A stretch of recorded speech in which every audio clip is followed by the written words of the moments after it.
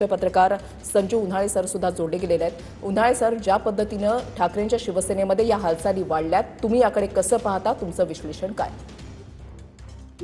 असं की महाराष्ट्राचा जो पॅटर्न येते, महाराष्ट्राचा पॅटर्न जो आहे हा महाराष्ट्राचा पॅटर्न पश्चिम बंगालमध्ये राबवला। आता पश्चिम बंगालमध्ये ज्या पद्धतीने खासदार फोडले, कारण त्यांना कसल्याही पद्धतीमध्ये महिला विधेयक मंजूर करून घ्यायचे, त्याच्यासाठी 68 खासदारांची गरज आहे। त्याच्यामुळे ते 68 खासदार जमवण्यासाठी या सगळ्या हालचाली चालू आहेत। तर एकंदरच या हालचाली ज्या चालू आहेत ते त्या दिशेने सगळ्या चाललेल्या आहेत। तेव्हा एकंदर गट फुटणं हे जे आहे त्याच्यामध्ये 3/4 गट, मला असं वाटतं की बऱ्याच दिवसापासून त्यांचा प्रयत्न चालू होता।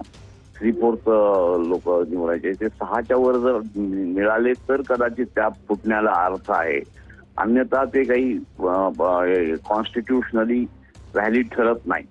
त्याच्यामुळे मला असं वाटतं की ते त्या पद्धतीने जमवलं असेल तर कदाचित त्याच्यामध्ये हे होईल। परंतु एकंदरच हा उद्धव बाळासाहेब ठाकरे गटाला पुन्हा एकदा मोठा धक्का आहे आणि राजकारणापासून आयसोलेट करण्याचा, म्हणजे पवार गट असो की उद्धव बाळासाहेब ठाकरे गट असो, या दोन्ही गटांना आणि प्रत्येकाला असं आयसोलेट करायचं आणि विरोधी पक्षाला शक्तीहीन करण्याचा हा भाजपचा मोठा डाव आहे आणि तो राज्यभर तो पॅटर्न तो राबवला जातोय।